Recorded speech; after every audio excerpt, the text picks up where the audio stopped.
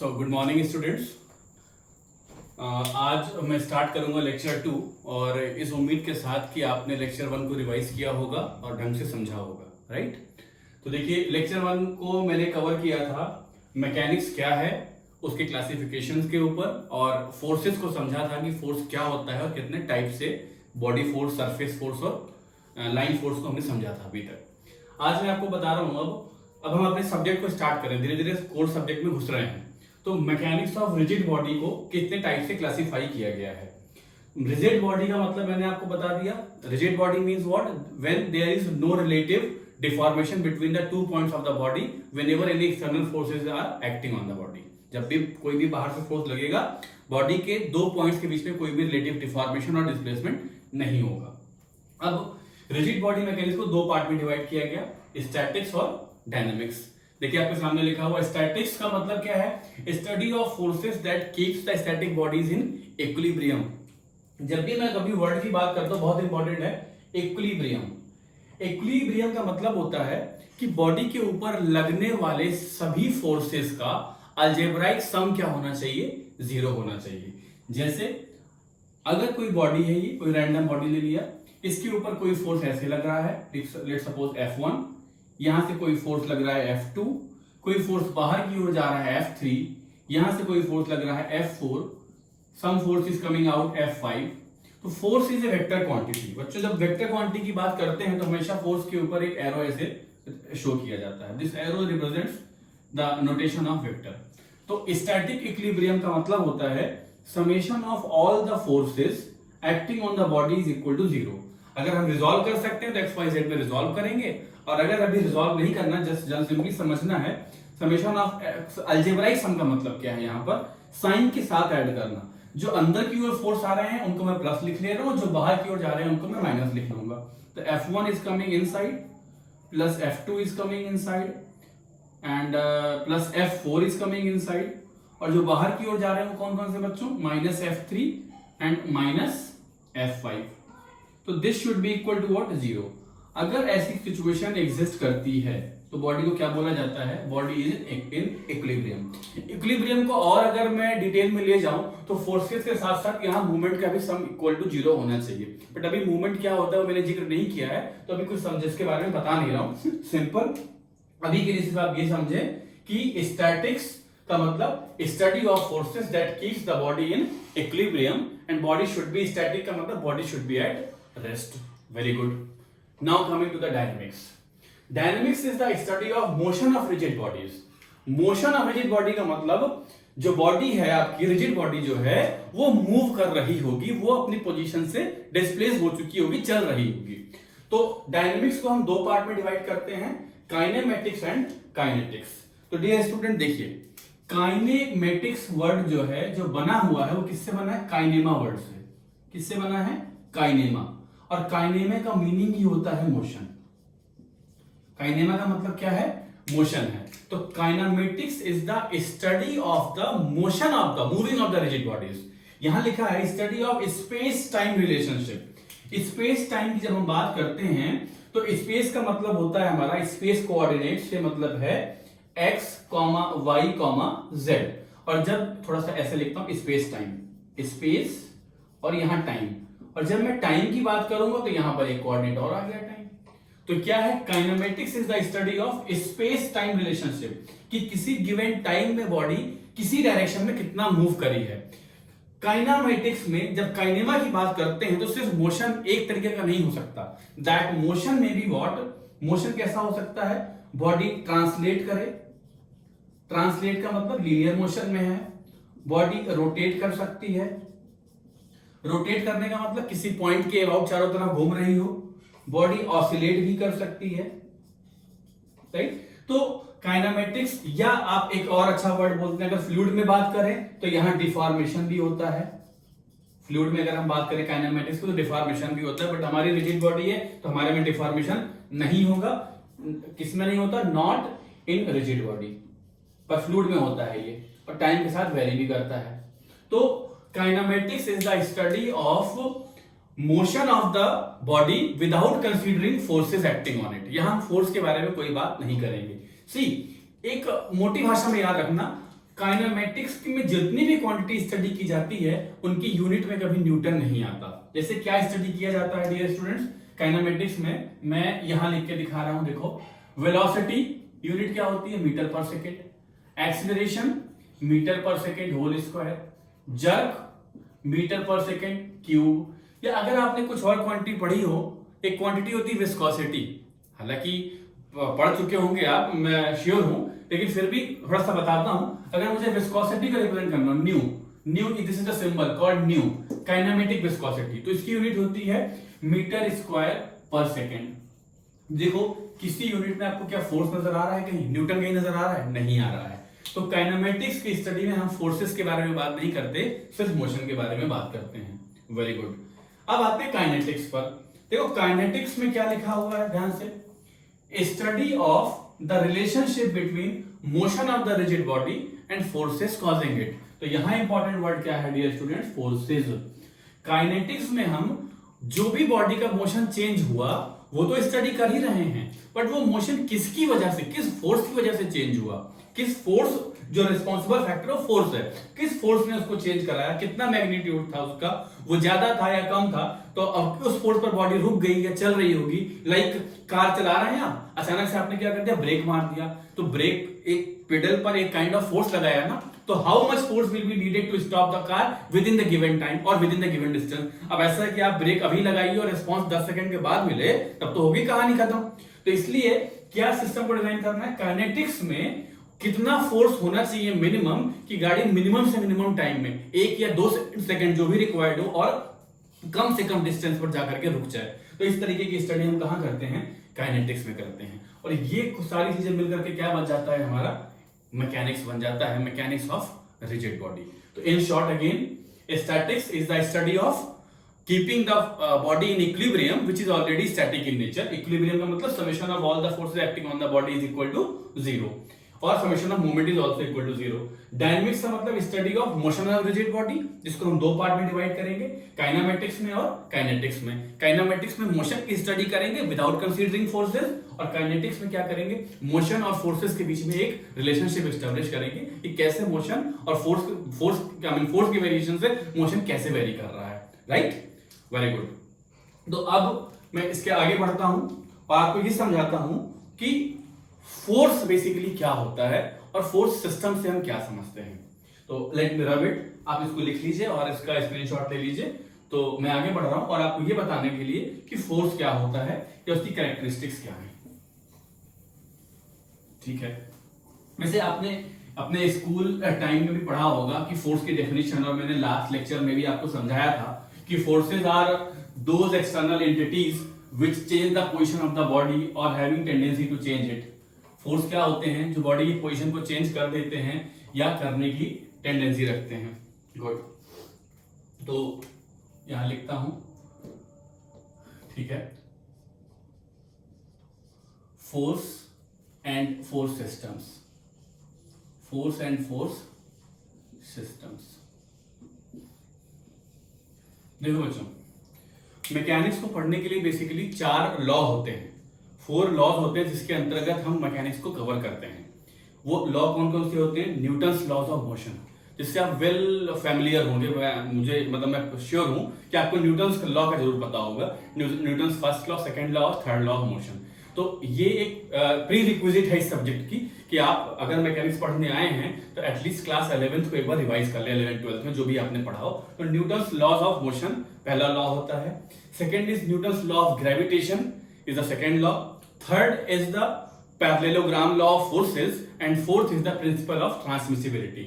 तो अपने इस लेक्चर में हम फर्स्ट और सेकंड को नहीं पढ़ाएंगे। क्यों नहीं पढ़ाएंगे, क्योंकि ये प्री रिक्विजिट है, आप इसको पढ़ के आइए, रिवाइज करके आइए। And third and fourth definitely I will discuss in detail law of parallelogram of forces and fourth one is the principle of transmissibility of forces। But देखो हर जगह नाम क्या आ रहा है, न्यूटन्स लॉ ऑफ मोशन में भी फोर्सेस की study करते हैं आप, न्यूटन्स लॉ ऑफ ग्रेविटेशन भी फोर्सेस के वो डील करता है, लॉ ऑफ पैरेललोग्राम भी फोर्सेस को डील कर रहा है, एंड प्रिंसिपल ऑफ ट्रांसमिसिबिलिटी भी फोर्स से रिलेटेड है। तो सब में जानना जरूरी है कि फोर्स क्या होता है। डेफिनेशन बिल्कुल क्लियर है, ठीक है आपको, लेकिन what are the characteristics. Characteristics का मतलब what are the minimum things required to represent any force, किसी फोर्स को दिखाने के लिए फोर्स की कैरेक्टरिस्टिक क्या हो सकती है। तो बच्चों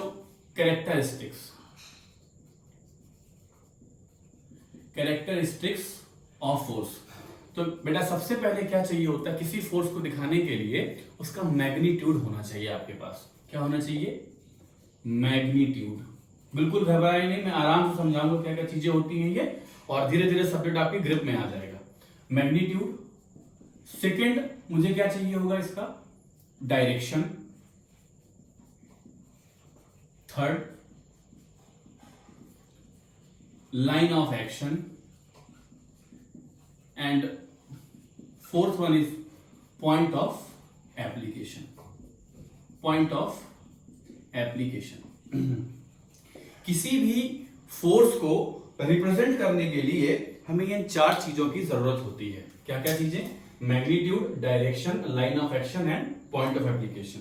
फॉर एग्जांपल, सपोज मैं एक एग्जांपल देता हूं। ये कोई दीवार है, एक वर्टिकल ग्राउंड, एक horizontal ground, vertical wall, horizontal wall, और इस पर एक लैडर रखी है। लैडर का मतलब सीढ़ी रखी हुई है। अब मैं आपसे कहूं a person is sitting on the ladder, locate it. कर सकते हैं क्या? अगर मैं आपसे कहूं सीढ़ी पर एक आदमी बैठा, से लोकेट करो, तो आप कहोगे इंफॉर्मेशन इनकम्प्लीट है। क्या क्या इंफॉर्मेशन चाहिए? सबसे पहले मैं आपसे बोल दूं सीढ़ी पर एक आदमी बैठा है जिसका वेट कितना है? 50 केजी का है। मास 50 केजी, वेट 50 न्यूटन है। तो आपको पहला चीज क्या बता दिया मैंने? 50 केजी का पर्सन है, या 50 into 10, W equal to mg newton में 500 न्यूटन का आदमी बैठा हुआ है। अब line of action, point of application और डायरेक्शन में देखिए कुछ सब चीजों की जरूरत नहीं पड़ेगी, किसी एक दो चीज से सब पता चल जाता है। अगर मैंने बोला कि ये इंसान है, कोई बैठा है, तो उसका वेट बाय डिफॉल्ट डाउनवर्ड ही काम करेगा। तो लाइन ऑफ एक्शन क्या हो गई हमेशा इसकी? डाउनवर्ड हो गई। तो 50 न्यूटन का आदमी, 50 न्यूटन का पर्सन कहां का बैठा हुआ है? डाउनवर्ड। तो डायरेक्शन कहां हो गई इसकी? डाउनवर्ड हो गई, राइट। अब आपने एक ही चीज बताई थी, दूसरी अपने आप पता चल गई है। थर्ड क्या है? Line of action. तो लाइन ऑफ एक्शन वेट की हमेशा कैसे जा रही होगी? बिल्कुल सीधे जा रही होगी, क्योंकि वेट है तो हमेशा वो कैसे लग रहा होता है? डाउनवर्ड लग रहा होता। ये हो गई इसकी क्या? Line of action.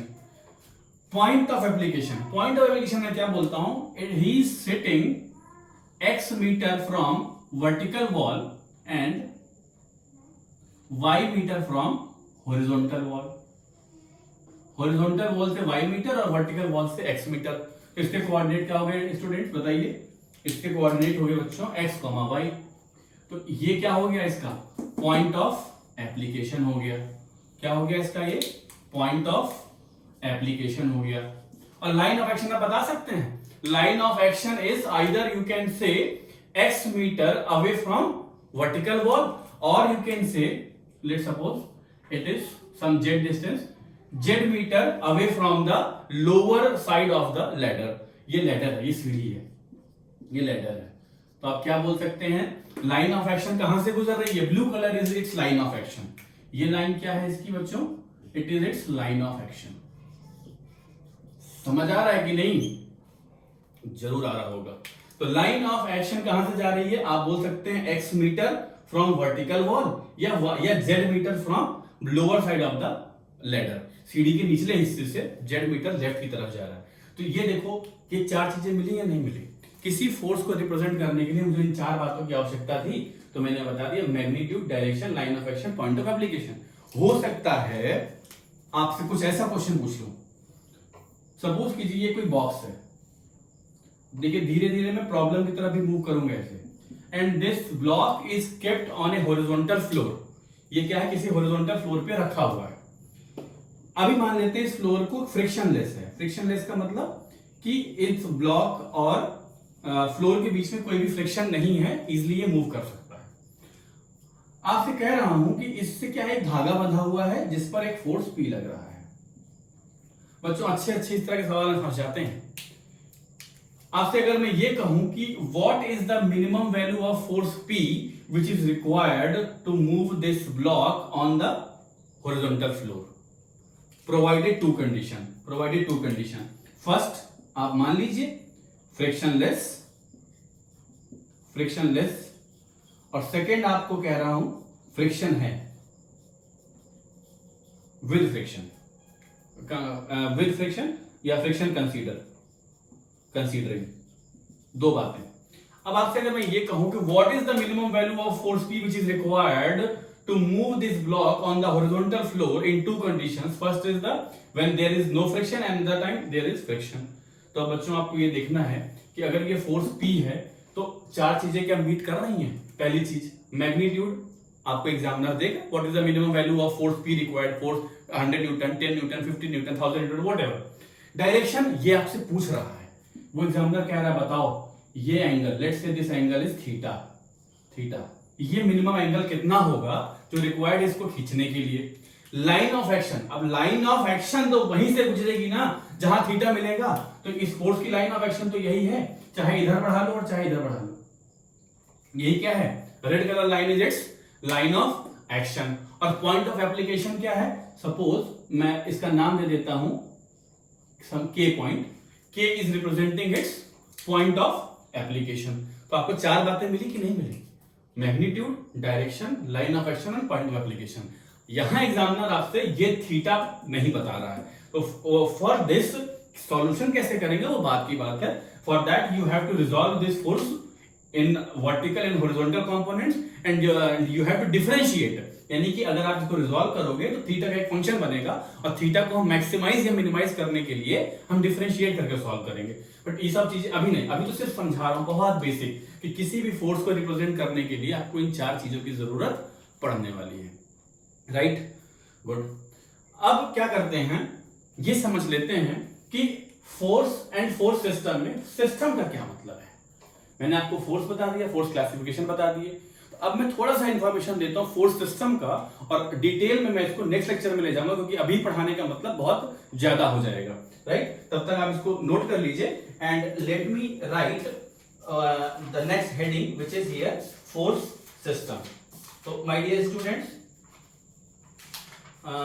Force system basically जो आपके सिलेबस में है, I need to check what is in your syllabus, क्योंकि अभी सिलेबस आया नहीं है तो मैं इसको पढ़ा रहा हूं, सिलेबस मुझे देखना पड़ता है।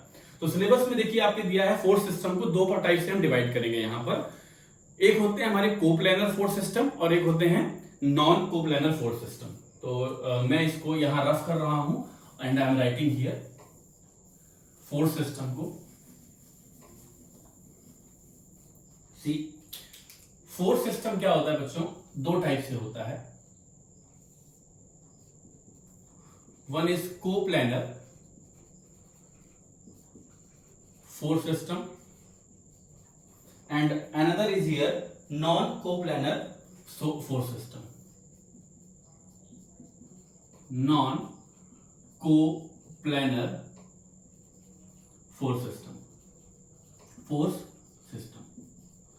देखो कोप्लानर नाम से समझ में आ रहा है, कोप्लानर का मतलब जो सारे फोर्स क्या होंगे एक ही प्लेन में लग रहे होंगे। जैसे मैं इस बोर्ड पे लिख रहा हूं, ये बोर्ड 2D है या 3D है, क्या इसमें दो डायमेंशन है या तीन डायमेंशन है? आइडियली बोलूं तो तीन डायमेंशन है। देखो वाई एक्सिस, एक्स एक्सिस और कुछ ना कुछ इसकी थिकनेस भी है, लेकिन जो थिकनेस है वो compare to other two dimension क्या है, नेग्लिजिबल है। तो हम इसको ट्रीट क्या कर सकते हैं कि टू डायमेंशन है, यानी ये कोप्लानर है, ये क्या है एक ही प्लेन है। देखो ये पूरा क्या हो गया, एक्स वाई प्लेन हो गया।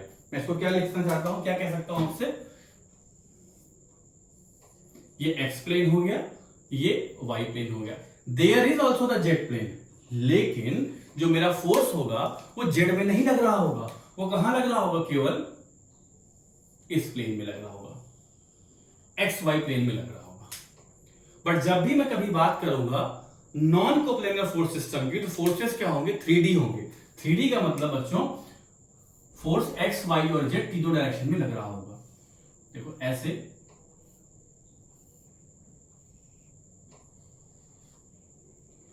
ये देखिए, तो यहां पर ये हो गई X axis, this one is Y axis and this one is Z axis. मैं इसको थोड़ा सा कंप्लीट करता हूं diagram, just be with me, सब समझ में आएगा, अच्छे से आएगा। देखिए यहां क्या है, यहां फोर्स क्या होगा, किसी भी पॉइंट पर फोर्स लगेगा, किसी भी सरफेस पर फोर्स लगेगा तो वो कहां होगा, तीन डायरेक्शन में आएगा, यानी तीन अलग अलग एक्स वाई प्लेन हो सकता है। यहां पर देखो फोर्स एक्स वाई में भी हो सकता है वाई जेड में भी हो सकता है और जेड एक्स में भी हो सकता है, बट यहां क्या फोर्स है, force is only in X and Y direction. तो अगर हम दो प्लेन में यानी एक सिंगल प्लेन में बात करते हैं दो कोऑर्डिनेट के बीच में, तो उसको बोलते हैं कोप्लेनर फोर्स सिस्टम। और अगर हम इस तरीके से बात करते हैं जहां पर तीनों कोऑर्डिनेट लिए जाते हैं तो उसे हम बोलते हैं क्या, नॉन कोप्लेनर फोर्स सिस्टम। तो आपको सोच के ही पता चल जाएगा कि ये कोई प्रैक्टिकल केस नहीं है, ये तो एक थ्योरी है। प्रैक्टिकल केस ये होता है क्योंकि दुनिया में जो बॉडी एग्जिस्ट करती है, जब बॉडी बोल दिया तो वो हमेशा क्या होगी, वो 3D ही होगी। तो इनमें क्या डिफरेंस है और फोर्स कितने टाइप के होते हैं वो मैं आपको डिटेल में नेक्स्ट लेक्चर में समझाऊंगा। फिर अभी आज के लिए समराइज करता हूं। हमने क्या पढ़ा, रिजिड बॉडी मैकेनिक्स के बारे में पढ़ा कि वो कितने टाइप की होती है। तो ये देखा है कि स्टैटिक्स होता है और डायनेमिक्स होता है। Statics is the study of forces which keeps the body in static body in equilibrium. और इक्विलिब्रियम का मतलब देखा, समेशन ऑफ फोर्सेस और moment acting on the body is equal to 0। वो समेशन क्या था, अलजेब्राइक सम था। अगर आने वाले फोर्सेस को प्लस ले लिया तो जाने वाले को माइनस ले लिया। आप उल्टा भी ले सकते हैं, आने वाले को माइनस, जाने वाले को प्लस ले लीजिए, कोई दिक्कत नहीं है। फिर हमने डायनेमिक्स देखा। Dynamics is the study of motion of the rigid body. और मोशन में हमने दो केसेस देखे, एक काइनेमेटिक्स और एक काइनेटिक्स। काइनेमेटिक्स का मतलब जहां पर मोशन तो है लेकिन फोर्सेस की स्टडी नहीं करनी है, न्यूटन साहब बिल्कुल एब्सेंट है वहां पर। लेकिन जब हम काइनेटिक्स की बात करते हैं तो न्यूटन साहब का पूरा रोल है, न्यूटोनियन मैकेनिक्स ही स्टार्ट हो जाती है। That means study of motion of the body considering the forces and developing the relationship between those motion and forces, जो फोर्स उस मोशन को चेंज करा रहे होते हैं। Clear? Then what we study, हमने देखा कि फोर्सेस को क्लासिफाई करने के लिए, कैरेक्टराइज करने के लिए बेसिकली किन पैरामीटर की जरूरत है। तो हमने देखा 4 पैरामीटर्स हैं, magnitude, direction, point of application और line of action. Magnitude, direction, point of application और लाइन ऑफ एक्शन, ऐसे ही याद कर लीजिए, सब चीजें बिल्कुल टिप पे होनी चाहिए तभी पेपर में कर पाएंगे। और then we study about the force system, जिसमें मैंने बताया कोप्लेनर और नॉन कोप्लेनर। कोप्लेनर का मतलब एक ही प्लेन में होना और नॉन कोप्लेनर का मतलब अलग अलग प्लेन में होना। अभी कितने टाइप के होते हैं, कैसे होते हैं, वो मैं आपको बताऊंगा नेक्स्ट लेक्चर में। Till then take care and revise well. Thank you.